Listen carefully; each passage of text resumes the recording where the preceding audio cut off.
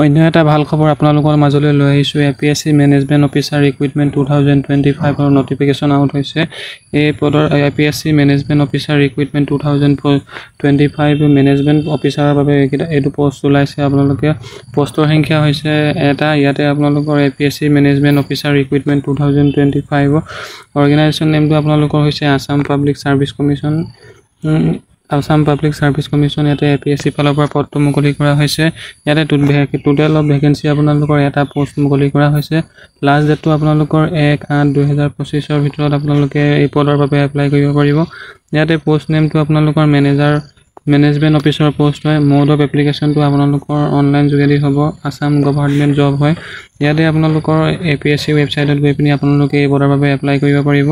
ইয়াতে APSC management officer recruitment 2025 ৰ details খিনি আপোনালোকৰ দিয়া হৈছে ইয়াতে আপোনালোকৰ পোষ্ট নেমটো হৈছে management অফিচাৰৰ post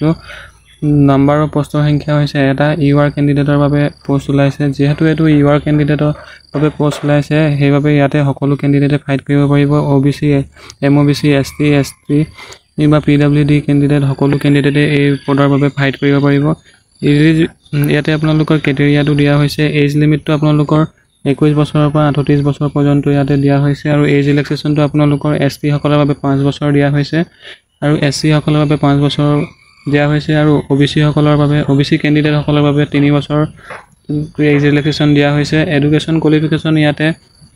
candidate must have passed post graduation in degree management business administration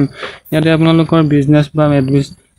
management degree management business admissionত আপোনালোকে পোষ্ট গ্ৰেজুৱেট কৰা হ'ব লাগিব তেতিয়া এই পদৰ বাবে এপ্লাই কৰিব পাৰিব ইয়াতে আপোনালোকৰ এপ্লিকেশন ফিজ জেনেৰেল ক্যান্ডিডেট সকলৰ বাবে 297 টকা পে কৰিব লাগিব OBC সকলৰ বাবে 197 টকা ST সকলৰ বাবে 47 টকা SC সকলৰ বাবে 47 টকা PWD সকলৰ বাবে ইয়াতে 47 টকা পে কৰিব লাগিব আৰু BPL ক্যান্ডিডেট সকলৰ বাবে 47 টকা পে কৰিব লাগিব ইয়াতে আপোনালোকৰ পেমেন্ট মোডটো আপোনালোকৰ অনলাইন যোগেদি হ'ব credit card debit card net বেংকিংৰ যোগেদি বা UPI যোগেদি আপোনালোকে পেমেন্ট কৰিব পাৰিব ইয়াতে আপোনালোকৰ APSC ৱেবছাইটত গৈ পিনি এই পদৰ বাবে এপ্লাই কৰিব পাৰিব ষ্টাৰ্টিং ডেটটো হৈছে এই পদৰ আপোনালোকৰ 3/7/2025 ৰ পৰা ষ্টাৰ্ট হ'ব আৰু লাষ্ট ডেট হৈছে এপ্লাই কৰা লাষ্ট ডেট হৈছে 1/8/2025 ইয়াতে আপোনালোকে যদি মেনেজমেন্ট অফিচাৰ ৰিক্ৰুটমেন্টৰ পদত এপ্লাই কৰিম বুলি ভাবিছে তেন্তে 3 তাৰিখৰ পৰা ইয়াতে আপোনালোকে এপ্লাই কৰিব পাৰিব ইয়াতে ফুল নটিফিকেশনটো আপোনালোকৰ সম্পূৰ্ণকৈ দিয়া হৈছে APSC ফালৰ পৰা এই পদৰ বাবে মুকলি হৈছে ইয়াতে যদি আপুনি এই পদৰ বাবে ইচ্ছুক হয় যদিহে আপোনালোকৰ এইকেইটা নটিফিকেশনত দিয়া মতে কোৱালিফিকেশন আছে তেন্তে আপোনালোকে এই পদৰ বাবে এপ্লাই কৰিব পাৰে ধন্যবাদ এটা ভাল খবৰ আপোনালোকৰ মাজলৈ লৈ আহিছো যে APSC junior economics recruitment 2025 notification out হৈছে এইকেইটা পদৰ বাবে আপোনালোকৰ কেতিয়া পৰা অনলাইন ষ্টাৰ্ট হ'ব আপোনালোকৰ এটো সকলোহে জানিবলৈ ভিডিওটো হেকলৈকে চাই থাকক ইয়াতে APSC জুনিয়ৰ ইকনমিক্স ৰিক্ৰুটমেন্ট 2024 আপোনাৰ মুকলি হৈছে ইয়াতে অৰ্গেনাইজেচন নেমটো Assam public service commission APSC ফালৰ পৰা পদটো ওলাইছে আৰু ইয়াৰ এই পদৰ বাবে লাষ্ট ডেট হৈছে আপোনালোকৰ 31/7/2025 আৰু টোটেল ভ্যাকেন্সি আছে এটা ইয়াতে আপোনালোকৰ পোষ্ট নেমটো হৈছে junior economics paper mode of এপ্লিকেশনটো হ'ব আপোনালোকৰ অনলাইন ইয়াতে আপোনালোকৰ জব লোকেশনটো আপোনালোকৰ আসাম গুৱাহাটী হ'ব ক্যাটেগৰীটো আপোনালোকৰ আসাম গভৰ্ণমেন্ট জব ইয়াতে আপোনালোকৰ অভিষেক তথ্য পাই যাব ইয়াতে আপোনালোকৰ APSC জুনিয়ৰ ইকনমিক্স ৰিক্ৰুটমেন্ট 2025 ডিটেইলছত আপোনালোকৰ পোষ্ট নেমটো আপোনালোকৰ দিয়া হৈছে জুনিয়ৰ ইকনমিক্স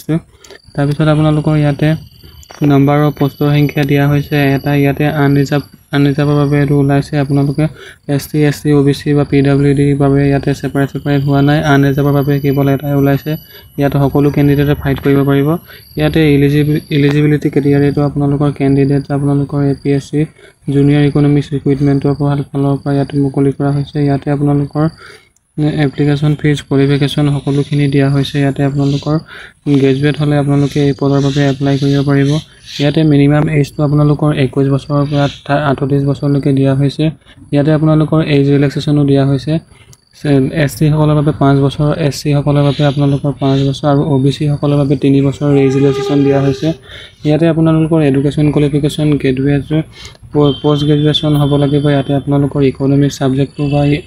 ইকনমিক সাবজেক্ট নাই বা ইয়াতে ষ্টেটিষ্টিক ছাবজেক্টটো আপোনালোকৰ হোৱাটো বাধ্যতামূলক, তেতিয়াহে এই পদৰ বাবে এপ্লাই কৰিব পাৰিব। ইয়াতে আপোনালোকৰ এপ্লিকেশ্যন ফিজ জেনেৰেল কেণ্ডিডেটসকলৰ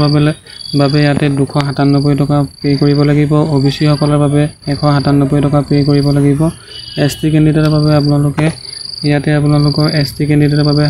47 টকা পে' কৰিব লাগিব আৰু SC কেণ্ডিডেটে 47 টকা পে' কৰিব লাগিব।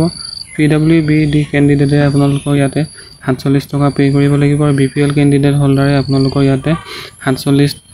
টকা পে' কৰিব লাগিব। পে'মেণ্ট মোডটো আপোনালোকৰ অনলাইন যোগেদি হ'ব। ইয়াতে আপোনালোকৰ এপ্লাই লিংকটো এতিয়ালৈকে অ'পেন হোৱা নাই। আপোনালোকৰ এপ্লাই ষ্টাৰ্ট হ'ব 1 তাৰিখৰ পৰা, 1/7/2025 পৰা এপ্লাই ষ্টাৰ্ট হ'ব আৰু আবেদনৰ অন্তিম তাৰিখ আপোনালোকৰ হৈছে 31/7/2025।